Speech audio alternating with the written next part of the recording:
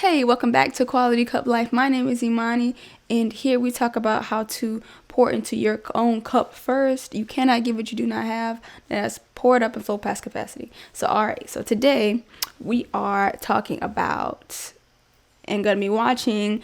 I think it's Ben Shapiro's video with Jordan Peterson, and they're talking about relationships.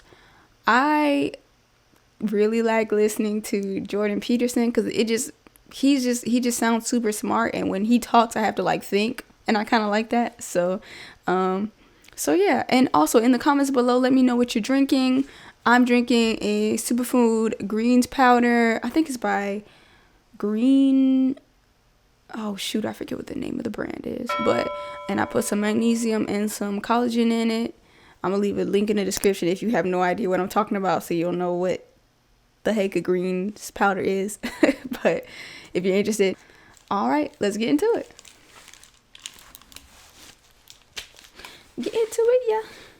The reason our eyes are the way they are, they have whites. That's an evolved adaptation so that we can see what other people's eyes are up to. Interesting. And everyone who didn't have visible whites, either died or was killed or didn't mate.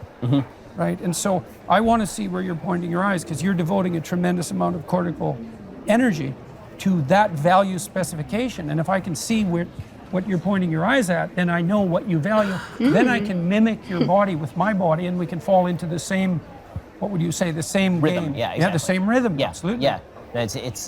And you see that in music, right? Because the musicians are heading towards a note. They all know that. They know when they're going to jump up and down in unison and hit that note. Right. And then they can play along the way.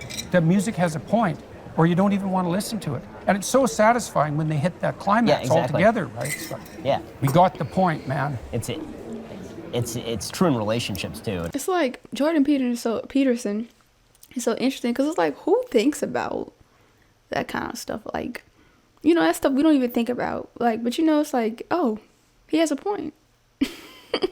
Like, oh, there is a process to like having a conversation with somebody and like eye contact and that whole thing. So that's interesting. But I think that as we atomize ourselves in our relationships, I think the relationships break down. That you have to have that rhythm, and you also have to have the ability to. That's why you dance with your partner. Yeah. Yeah,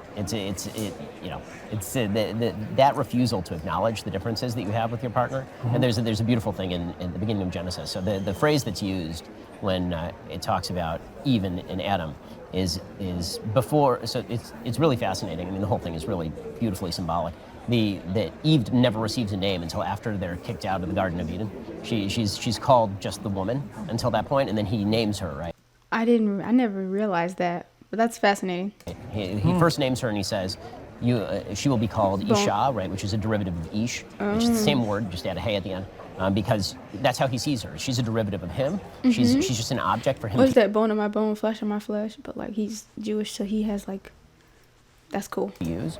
And that's why she ends up talking to the snake, because if you're seen as an object by somebody, why would you want to talk with them? You're not an independent human being. And it's only That's after... why you don't want to dance with someone who only has sexual gratification on their mind. Exactly. And then she sins, they're kicked out, and then he renames her Eve, right? Adam calls her Eve. Okay, so because hold she's on. the mother of all the first name is living. given by who? Adam? Adam. And so he's naming all the animals, right? And then it says that... And that's giving them a reality, a semantic reality. Right, and then God says none of these partners and Adam can't find a partner. Right, they're not suitable. And he says, so I'm going to give you a helpmate. You need a woman, not a dog, not a pet dog. Exactly. He says you need a helpmate. But the phrase that's used is ezer kenegdo. So it's translated helpmate. Yeah. What it actually means is a helper against you.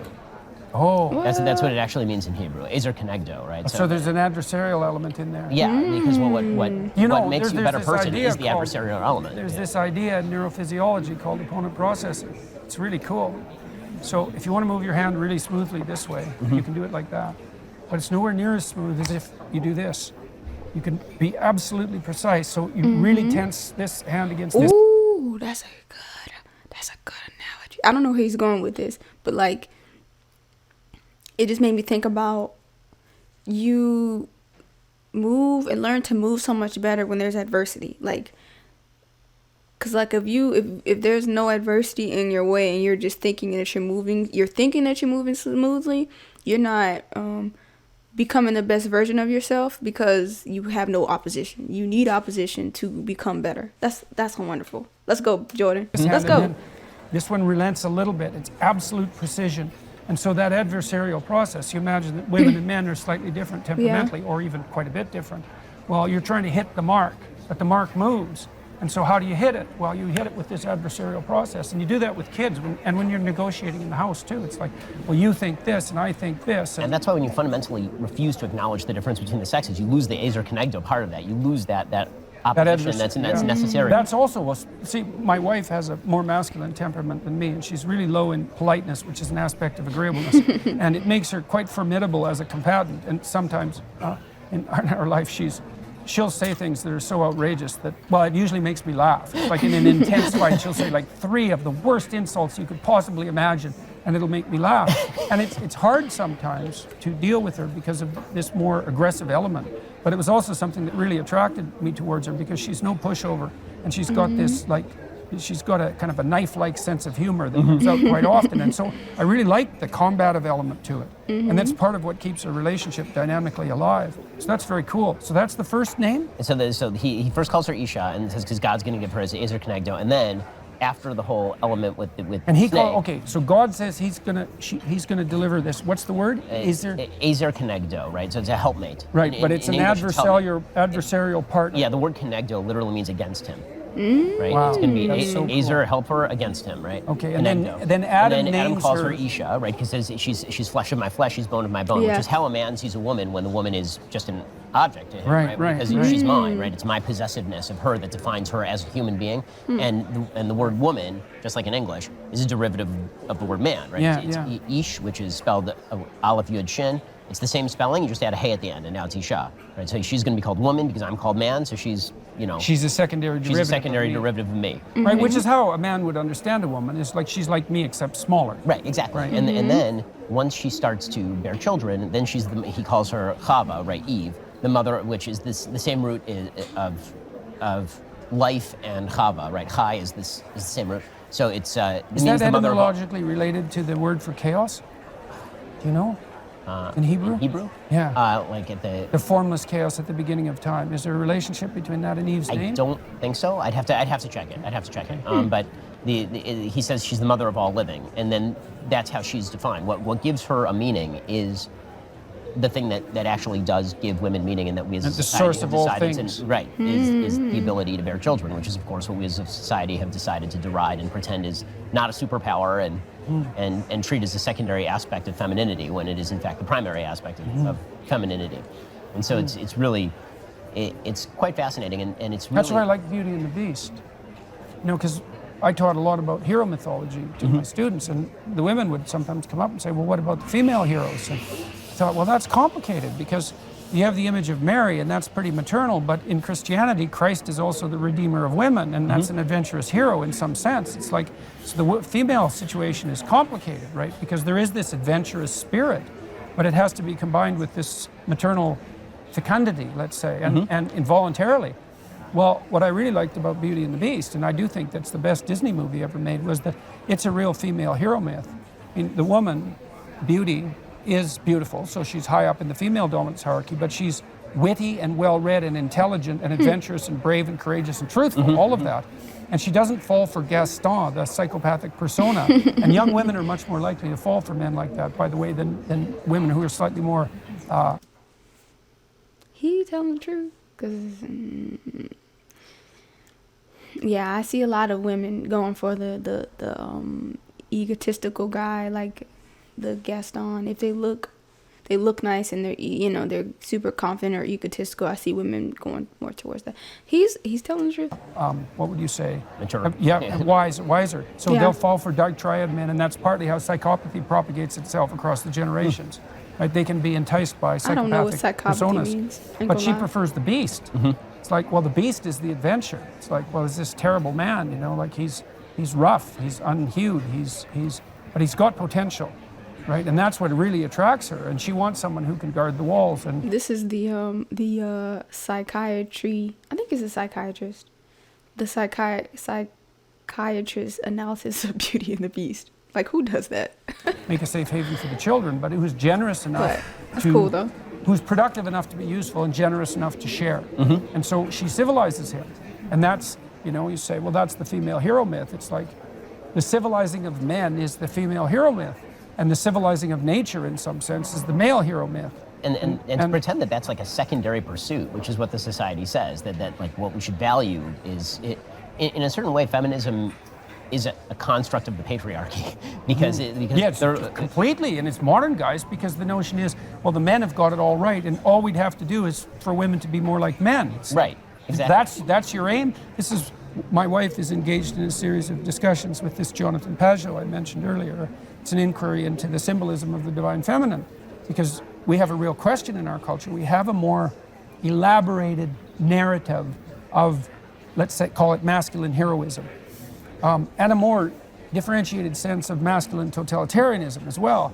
The female role is still somewhat undifferentiated, and I think that's partly not acceptable anymore because women have control of the reproductive function now. So a lot of this has to become conscious. It can't just happen automatically. What is he talking about? I mean, that's right. And so at a time when the virtues of femininity need to be taught more than ever, they're being taught the opposite more than ever. Bro, I can understand what Ben is saying. Jordan Peterson, sometimes I'd be like, what is he saying? Because it's not plain English. You have to opt into this feature of humanity, where before you didn't have to opt into it, it was going to be forced upon you, right? I mean, as long as you were going to engage in sexual activity, you were going to experience the joys of motherhood, right. And you were going to have to play this role. But now you no longer have to, which means that you actually have to be taught that there's value in the role in order for you to embrace the role. And you have to be willing to notice that without seeing that as only part of you in your peculiarity and not as something regressive. Somebody clipped something I said and put it on one of those YouTube shorts. It's like 3 minutes long. It's got, 8 million views or something. And they called it Advice to 19-year-old Women. And so what I said in this brief video was that, okay, so we'll go for another minute, was that I've worked with women as peers my whole life. So I was part of the first generation, I would say, and certainly in my profession in psychology, there's been a plethora of women, certainly since before I entered the field.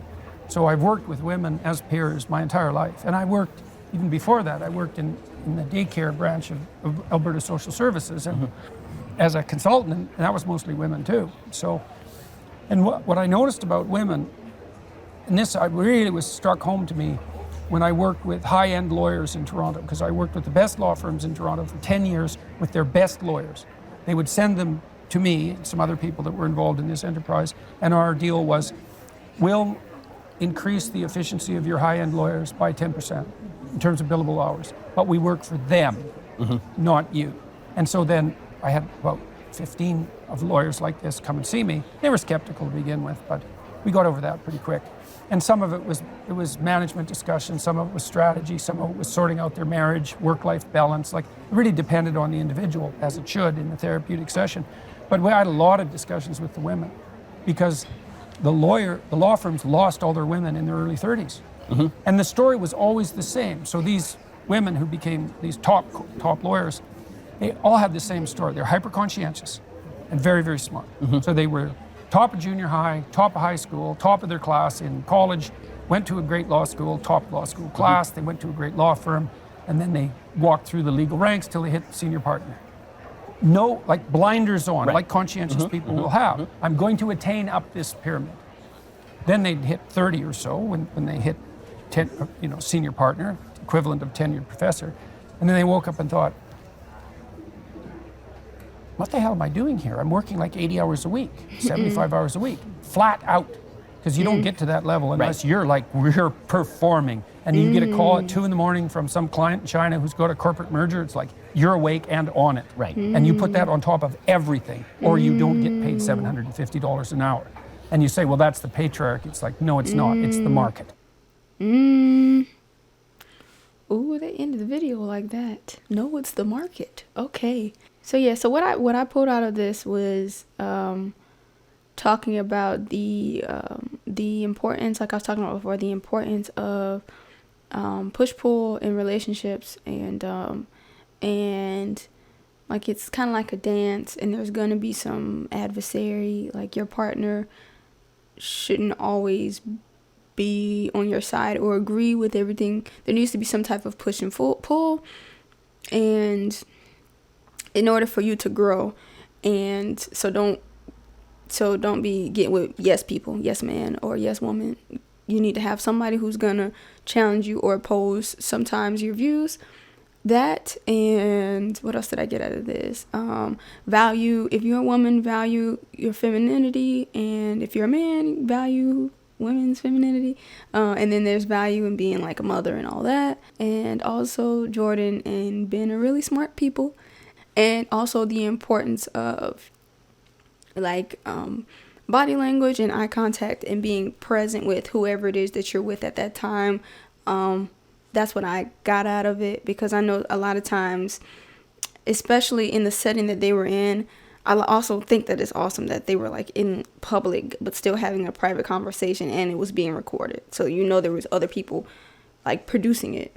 But also how important it is to remain, I don't want to say in contact, but like present with the person, because a lot of times when I go out some places, or like I go to a restaurant, everybody at the table is like on their phone, or they're not. They're like, it's a lot of times the what's the word I just used? Being present isn't there anymore. Like a lot of times people prioritize being on the internet or looking at something else instead of looking in the eyes of whoever's sitting across from you or whoever is with you. And to me, it's unfortunate that a lot of times people don't realize that until something bad happens, or when somebody like passes away, then you're like, oh dang, I wish I would have blah blah blah blah, or XYZ. And it's like, that's very important. But that's what I got out of it. Let me know if y'all got anything else out of it different than I did, and also if you agree with anything I just said. So thank you so much for watching, and I'll catch you later. Bye.